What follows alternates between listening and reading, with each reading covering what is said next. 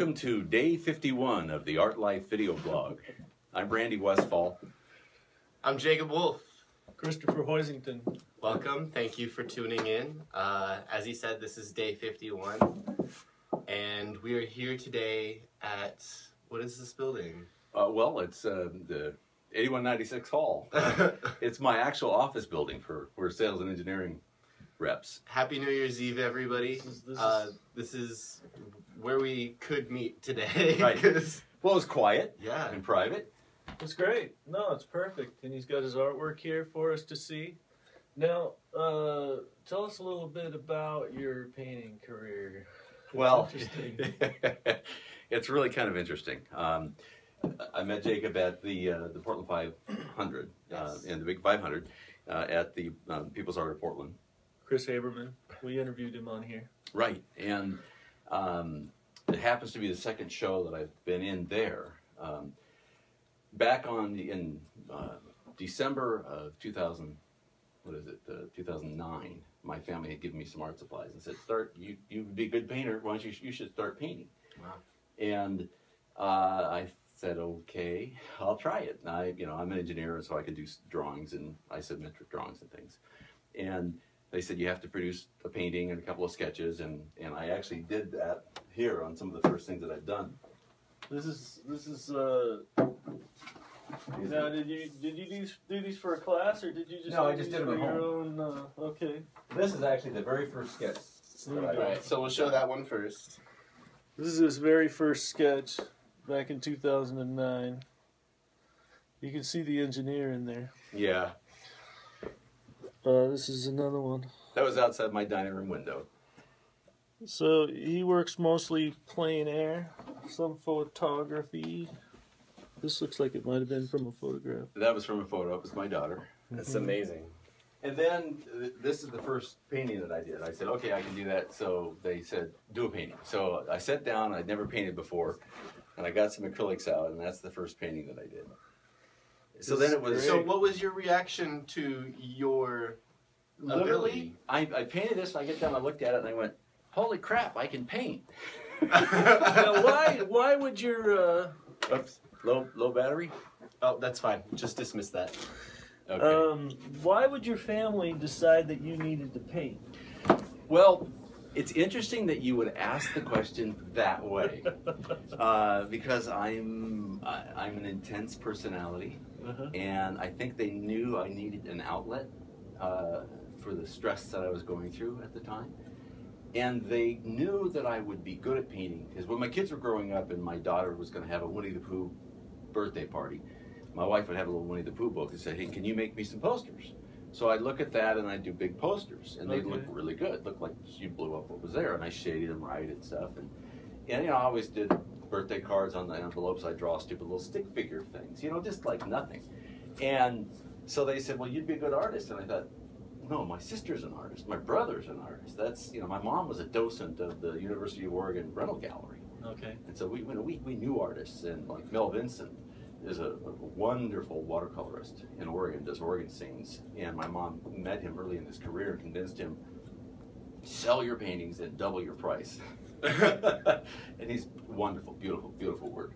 But I grew up loving painting, and I used to watch Bob Ross. Yeah. I want to get the complete disc series of all the Bob Ross. You got to get a fake afro if you're going to watch it, though. That's fine. But I used to watch this fake. I think that's a real... but he's not going to grow an afro. That's my point. I don't have the right hair type. But I used to watch that, and my family would see me sit there and go, man, wouldn't that be cool to be able to sit down and just apply some paint to a canvas and be able to do that? And I was watching him one day do something, and he was moving his hands, talking, and he had black on the brush, and he goes, oh, well, I wasn't supposed to do that. Let's put a little cave there. And suddenly there's a cave next to the waterfall. And so I always thought, wow, that would be really awesome to do that. And my artistic stuff came out. I'm a singer, and I accompany myself on guitar poorly. My brother's a really good songwriter, and he can play almost anything. And that's kind of how I got my artistic feeling out. But once my family convinced me to try painting, I did that little painting and realized, oh my gosh. How long did it take you to do this? That probably took me 2 hours. And did you like the process? I loved it. Yeah. And oddly enough, if you were to drive next to me on the freeway, you'd say, man, that guy doesn't have any patience at all. But I did stained glass like 30 years ago. Tried it and loved it. Because here's the thing, when you're working on it, you focus on that.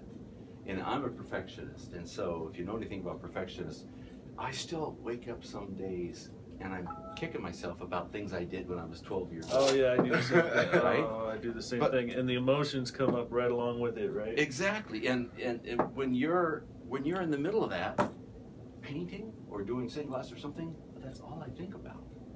And so the danger of doing this is when I'm painting, that's all I want to do. Yeah. And so I was putting it off to times that I could go take some days off and go and focus on it, because I don't have a studio at home. I'm setting it up in my kitchen, or I try my workout room. I do some things, but it's hard to take it down and put it up. And what's one of the things Janet was saying is Vanderhoof is you got to have a studio. And you have the studio, and just do it every day, and you get the discipline of setting goals and staying with it and doing it. Yeah, that's the hard part about being, for me, over the years, I'm very difficult to live with, because I'm a mess. I got my stuff all over the place because I'm always working. But that's sometimes I'm not working, is. But I have to have it out. It has to be available. Otherwise, if I had to put it away and then pull it out every time, nothing would get done, because I need to be with the stuff. I need to be with the medium. I need to be with the project. It needs to be a part of my environment for an extended period of time. I have paintings that aren't finished, but they're sitting out, and every time I look at them is a reminder that I need to finish that painting. And it might be a year of me looking at that painting saying, I need to finish that painting, but if I put it away, it would never get done. Right. If I look at it every day, it's still that motivation. Well, and what I'm doing here is I started some things and then held off on a lot of things because I didn't know how to do that aspect of it. Yeah. And this one, the pink one, the one that I call Serenity, is my whole focus on that was to try to get calm water. And so there's a wire on the back that, and so I had to wait until I could learn how to do really smooth water. It really is really hard to get it smooth, and it's hard to get it smooth from one color to another color. Like you got a deeper lavender into a lighter lavender, and it's really hard to get a smooth surface and mix the paint that way. And that was This one. is very cool. I like the colors. I feel really good about that one because I thought about it for a long time before I jumped in and did it. And there was some stuff in that scared the hell out of me. Yeah. And I thought, that is so cool. My son was telling me, Dad, you got to make mistakes. You got to be willing to make mistakes. And not every painting doesn't have to be perfect when you're done. Do some, like this study. This was just like, was I going to make it a painting? And I realized that's just a really cool study of river stones, and I didn't ever finish it to add the water and the little grass and things that were on there, because it's just a reminder to me to take it out in the real world and just, how do I make it look like stone? For myself, I live for the accidents. That's what I try to capture is the accidents. Well, and so, this thing is an attempt at just not being afraid. Just throw stuff there. It doesn't have to look like you said you made that in a class. Right. We actually, and I kind of did my own thing. What was the class about? They were doing California poppies, and in the middle, because I was in this class, I didn't have my own paints and stuff, and I ran out of yellow, and everybody was running out of yellow. So instead of making it poppy color, I said, okay, mine are more like tulips then. So I made it red. But theirs it was a lot less formed like flowers, and then they threw a bunch of grasses in there, and it looked way different. And I had seen something like this on their website, and that's what I had in my mind that I wanted to paint. So I instantly started doing the way I paint. I did my background first, right? I'm mixing all these colors, and he was doing the flowers first, because that's what most people want to do.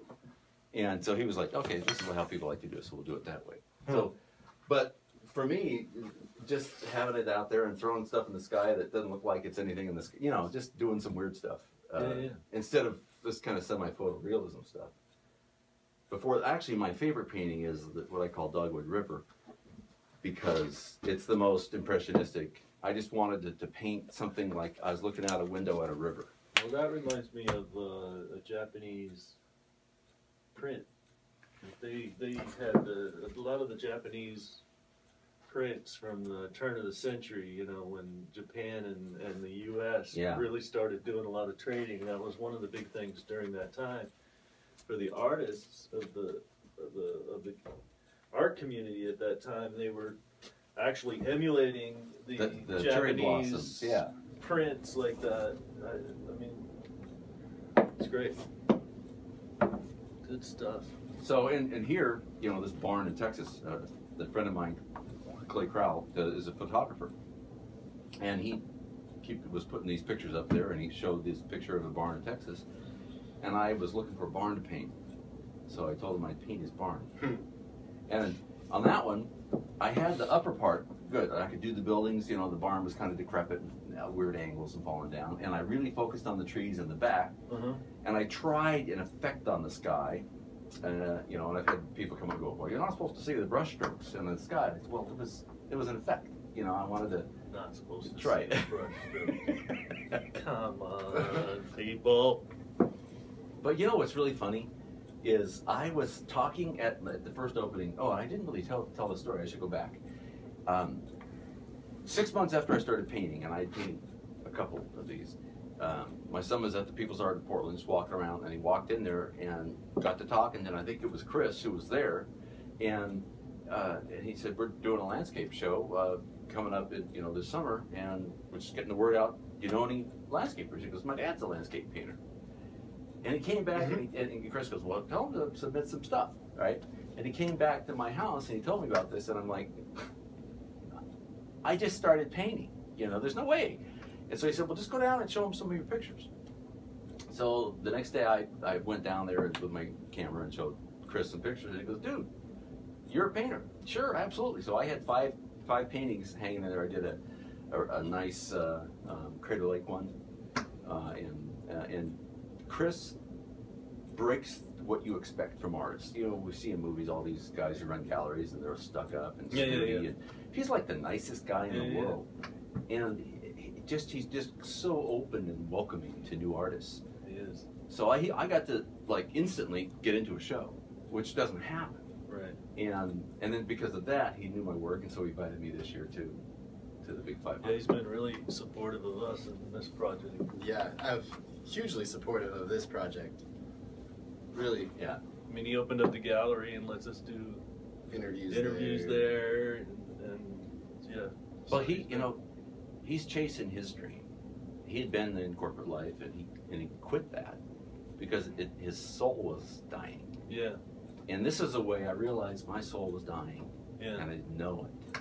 And this was inside me that I needed to try to get out. I'm really happy that you did. So you have now you're working on your website. It's not actually up and running right now. Right. But you've got one picture on there. I just, my business card. What is it? Give me one. I got another one in my pocket here. There we go. The Tuscan scene is my favorite. It's just westfallart.com. Westfallart.com. Yeah, in fact, my son got mad at me when I made these cards. He said, you didn't say artist on the card. You say art on there twice. Yeah, I know. I thought it covered. It got the point. So, you said earlier that you're discovering yourself as an artist. Absolutely. I didn't have any preconceived ideas. I didn't even know what I'd be good at or if I would have any talent. So, obviously you've landed on landscapes. Are you happy with staying with landscapes, or do you want to keep experimenting and trying other stuff? Well, let me tell you part of what I did at the Big 500 was I did